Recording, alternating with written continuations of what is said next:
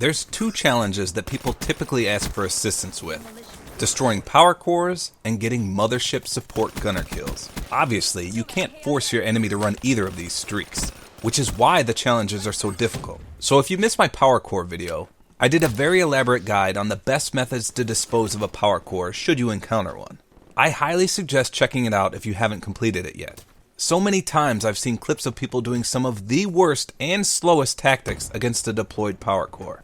Now personally, I love helping others out. If anyone recognizes me in a lobby and wants me to run a power core if they're on the opposite team, or a mothership if we're on the same team, I'm always eager to help. I think one of the biggest issues here is that people simply don't ask.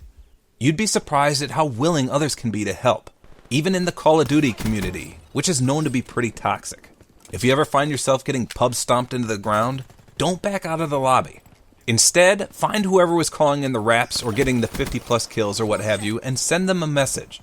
Say something like, "Hey, very impressive game.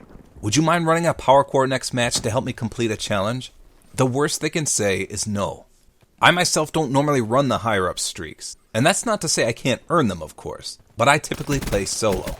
And when you're a solo player, your teammates are a grab bag, more often than not featuring a team full of newbie boobies. In those situations, I tend to run the lower streaks, which can help me take out the higher streaks that the enemy calls in, or give me a random chance of success, such as with the Carepackage. But like I said, if someone requests a specific streak to help them out, I'll give it a whirl. So I mention all of this because I had a specific scenario that happened a few weeks back. At the time, I wasn't a Prestige Master yet, so I didn't actually have the power core unlocked. A subscriber of mine recognized me in the lobby and went absolutely berserk. Now unfortunately, I wasn't recording in the pregame lobby, but this guy's excitement for being in the lobby with me even surpassed T. Martin excited levels. And when he finally calmed down, he asked if I could run a power core. I told him I wasn't a high enough level to have unlocked it yet, but I'd run a care package just in case. Of course, I warned him that the odds of getting a power core in a care package are slim to none. In fact, I actually did a video covering the odds of every score streak in a care package. As it turns out, the power core is actually the hardest streak to obtain. You have a 0.3% chance of getting one out of a care package. However, with the engineer perk, you have a 1.3% chance of re-rolling a care package into a power core. Lo and behold, luck was definitely on our side during the actual game. I earned the care package 5 times during the match, and one such instance involved re-rolling into a power core. Since my subscriber was on the other team, I had no way of notifying him that I had one, so I placed it in the back of the map. And his gamer tag, by the way, was Mango Country. So after calling in the power core, I instantly saw him kill himself, which was an indication to me that he at least acknowledged the power core, as he was trying to swap to a power core destroying class. So I was lurking right outside of the place where I plopped the power core down. There was also an active UAV in the air, which alerted me that someone was right on the power core and trying to destroy it. I had to assume it was my subscriber Mango Country, but I had no real way of knowing for sure. So I waited patiently while he took it out. And this is where trust comes into play. At any given time, I could have jumped out and cold-cocked him into oblivion, likely causing severe rage. However, as I said, I actually enjoy helping people.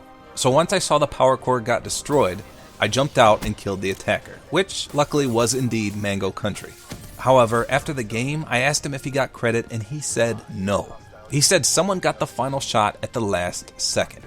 So upon looking back at the footage, there was someone capping the C flag. And it was indeed this festering taint that ruined the entire operation. Talk about frustrating. The odds of this whole scenario taking place were slim to none to begin with. But this black sock wearing Willy Wankin Wiswog snagged the glory from a safe distance. But that's one of the risks associated when you're trying to help others. There's no guarantees. That's why I highly suggest you scope out my power core guide. It looked like Mango Country was simply using his weapon to destroy it, which is pretty slow going. The moth to the flame mentality of the power core is always apparent. If you want to be a true dickweed, place a power core in the center of the map and camp nearby it. It's just incredible to me how many people completely drop what they're doing and rush blindly to the white glowing orb. In fact, you can rack up several kills by doing this. Of course, I personally know how difficult this challenge can be, so more often than not, I don't do this. The point of this video is just to say this: never be afraid to ask someone for help. Sure, there's some true scallywags that play Black Ops 3, and more than likely they'll tell you to go suck a giant turd if you ask them to run a power core. But there's also some kinder folks out there that just may be willing to help you out. Whatever you do though, please make sure you have the proper class setup to achieve the desired results.